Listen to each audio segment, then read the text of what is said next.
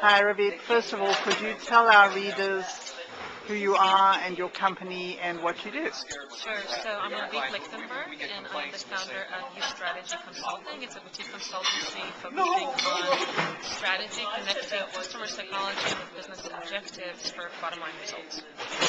Awesome. And you spoke today at the Online Marketing Summit here in San Diego. And you spoke a lot about the need for strategy in social media. So could you just share with us again why you think it's so important to have a vision and a strategy before you rush out and get involved in the tactics? Sure. So I think strategy is one of these most elusive and yet most important things that organizations need to do today. Without a strategy, you're basically shooting arrows at a moving target. You don't know why you're on Twitter, why you're on Facebook, why you're on LinkedIn.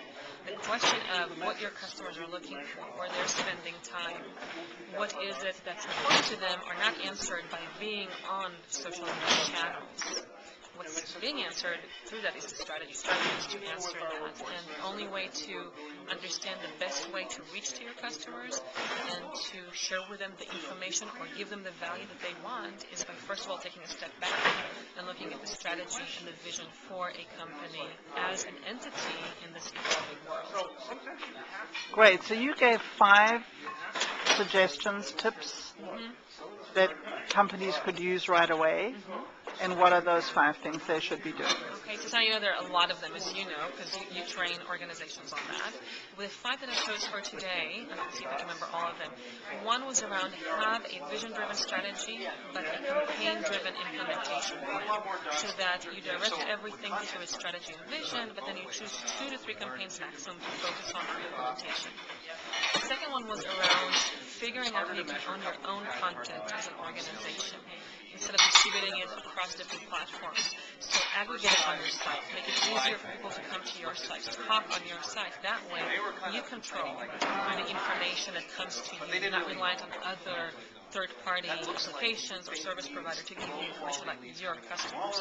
And by that, you remain close to customers, which is associated directly with the ability to convert engagement or interaction to bottom-line results. So that was the second one. The third one was about structure and process. So you need to create this very foundational structure so that whatever changes happen can happen on that structure. Defining roles, defining accountability, defining the process of information. So all that needs to be defined so that you can process whatever comes through these channels very quickly to impact decisions. We also talked about building for adaptability and fast evolution. When you build that process, you also need to build into it the ability to be very agile today, because the speed of customer engagement is extremely fast. You know how long it takes for one tweet to be seen by others. And we saw examples from Comcast complaints. We saw examples from a client that I gave about 5 days to for an organization to have the ability to respond. So build for speed. We also talked about planning for women, the role of women in social media. We know they make 75% of the purchasing decisions. We know traditionally they're good in relationship roles, and we know that they are the ones who are going to end up doing a lot of the work. So when organizations plan on hiring, look at what women can do and how to market to women. Finally, we talked about resources. So finding the right balance between external, internal, and employees as resources to help you craft strategy and implement that strategy. That's fantastic. Thank you very much for sharing with us today. Thanks for speaking to us.